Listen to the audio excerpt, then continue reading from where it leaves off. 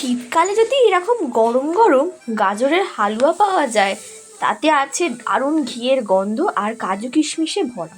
আর তার সেই রেসিপি আমি আজকে শেয়ার করব। দেখতেই পাচ্ছ আমি গাজরগুলোকে কাট করে রেখে দিয়েছিলাম, সেগুলোকে আমি প্রেসার কুকারে সেদ্ধ করে নিয়েছি।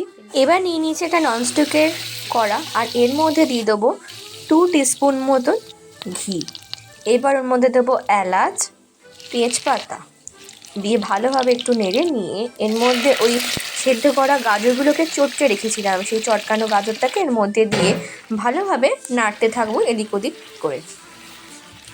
এরপর দিয়ে দেবো একটুখানি কাজু আর কিশমিশ দিয়ে আবার ভালোভাবে নাড়তে থাকবো। এবার আমি 500 ml মতন দুধ গরম করে রেখেছিলাম, এবার একটু একটু করে দিয়ে নাড়তে থাকবো। এরপর আমি পরিমাণ মতন চিনি দিয়ে দেবো। আমি এখানে 3 টেবিল স্পুন চিনি অ্যাড করেছি, তোমরা তোমাদের স্বাদ অনুযায়ী অ্যাড করে নিও। দেখতেই পাচ্ছ ভালো করে ফুটতে দিয়েছি চাপা দিয়ে দিয়ে। এরপর দিয়ে দেবো 2 টিস্পুন মতন গুঁড়ো দুধ। এবার দিচ্ছি গ্রেট করা খোয়া ক্ষীর, যার জন্য স্বাদটা কিন্তু অসম্ভব সুন্দর হবে।